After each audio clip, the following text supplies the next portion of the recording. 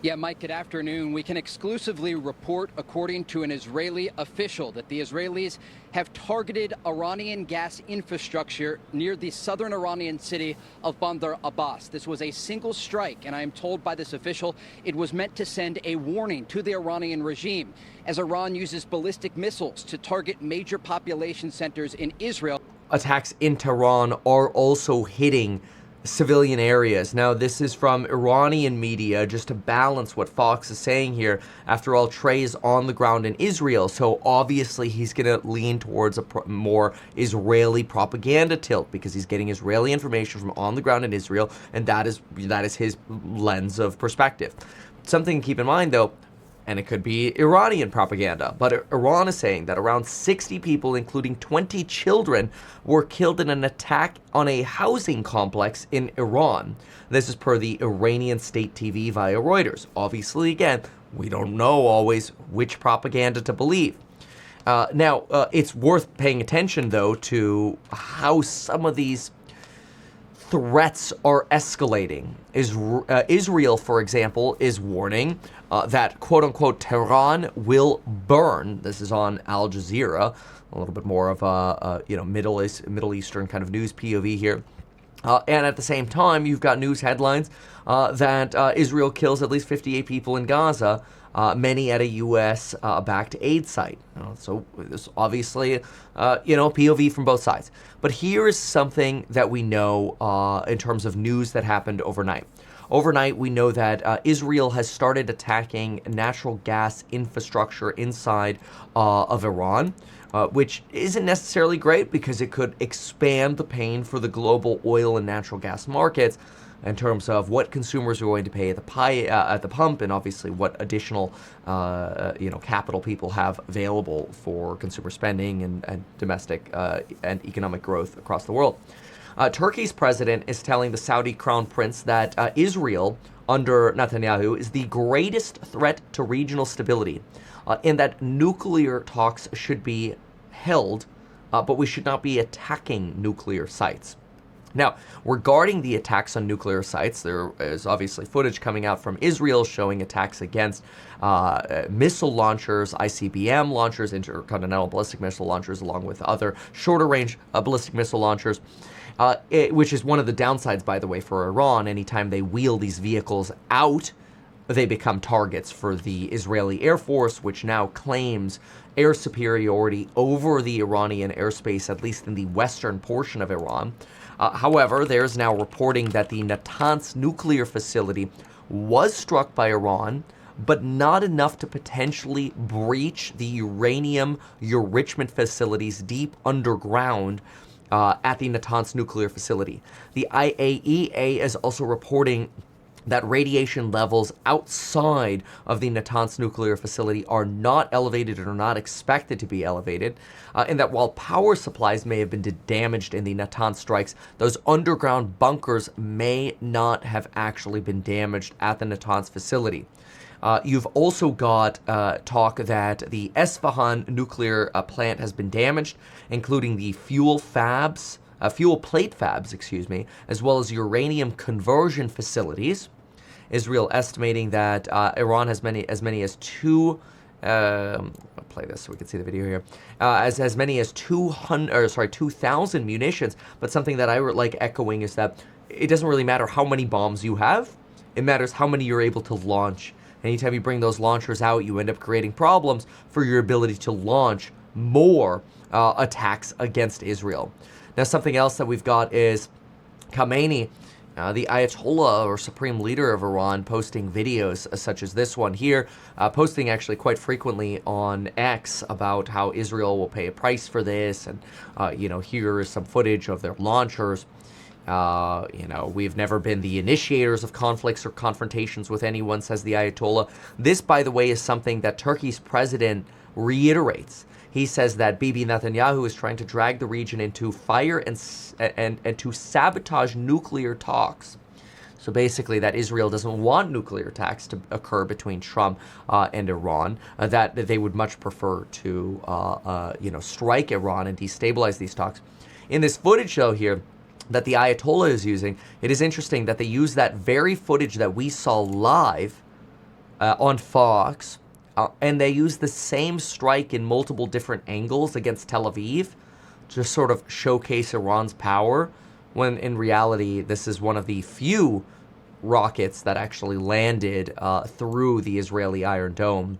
And if anything, it's sad that they have to use the same impact footage over and over again because they just don't have that much good footage of rockets actually hitting Israel. Propaganda for you. China also says that Israel's attacks are undermining Iran's sovereignty. So you kind of see this lining up of China and Turkey sort of in support of Iran's sovereignty because they don't really want to see Israel become a more powerful force in the region. I mean, it goes as far as, I think, the Chinese Communist Party and their control of TikTok removing one of my TikTok posts for harassment and bullying. We basically, yesterday, we posted this parody, this meme, this is really country parody. And I joked that here is a video of Iran launching their counterattack to Israel's F-35s, and that this is leaked footage of it.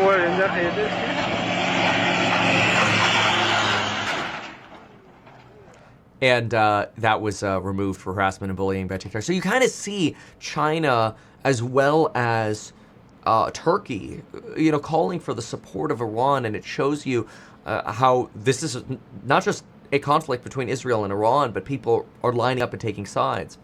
At the same time, you have President Putin on a phone call with Donald Trump, wishing Donald Trump happy birthday. He also says that he would like to return to peace negotiations with Ukraine after June 22nd. It's unclear why there's a wait until June 22nd. Here, by the way, is allegedly footage of attacks of Iranian airfields in Tehran by Israel.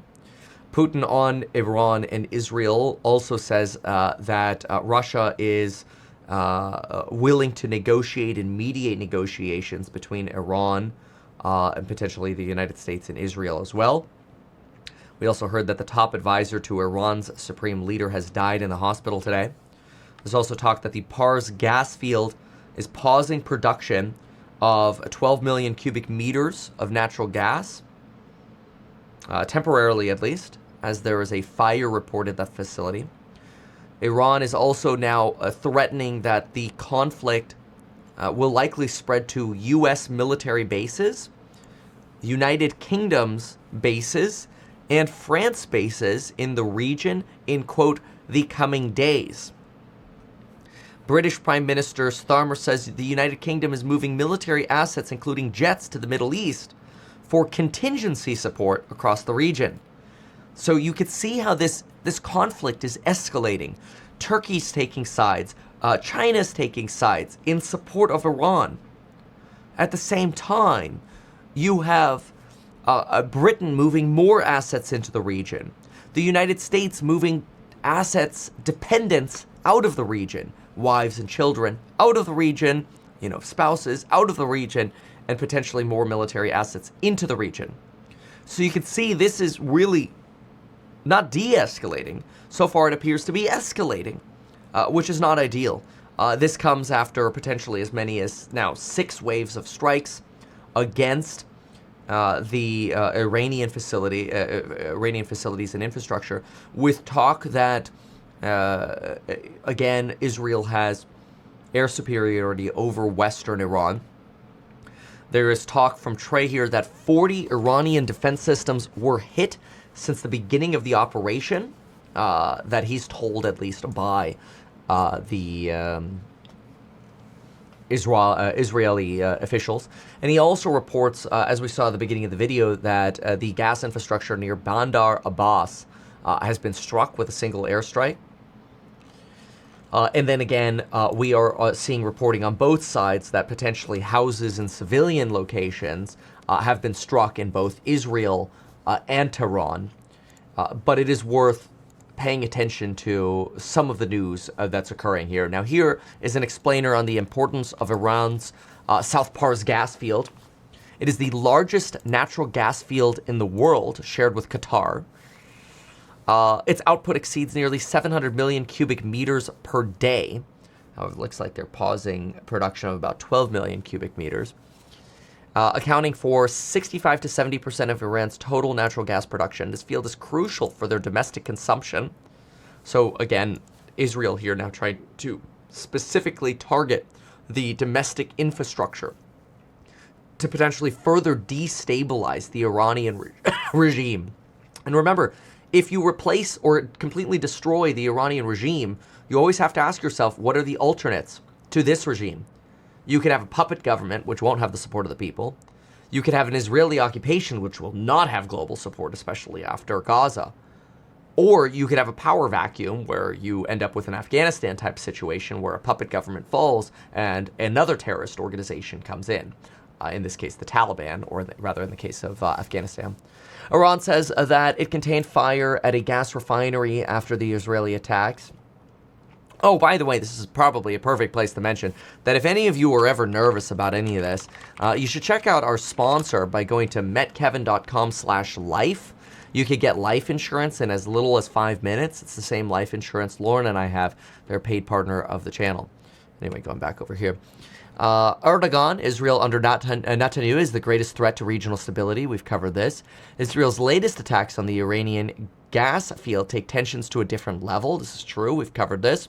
30 military and 1 Red Crescent worker killed in northwest Iran. 55 others were reportedly injured in strikes. The German government is warning against further escalation in the Middle East. Putin and Trump discussed. We discussed that already. Saudi Crown Prince discusses the gravely concerning situation. Donald Trump has said he's concerned about the situation as well. Here's some more images of Israeli rubble and Israeli aftermath. Again, this is the Al Jazeera live blog here. And here is a man flashes victory sign while driving past a banner depicting Iranian soldiers in the Islamic Revolutionary Square in Tehran. What we know about the reports of downing an Israeli jet, I believe these are completely fake. We haven't seen any confirmations really of this so far, but let's see what they say. Several Iranian news outlets have reported that Iran has downed an Israeli F-35, one of the world's most advanced jets, but there has been no confirmation or official public statement by the Iranian military as well as the Israeli military. So it's very unlikely so far that an F-35 has been shot down. Israeli military says 2 rockets fired from Gaza.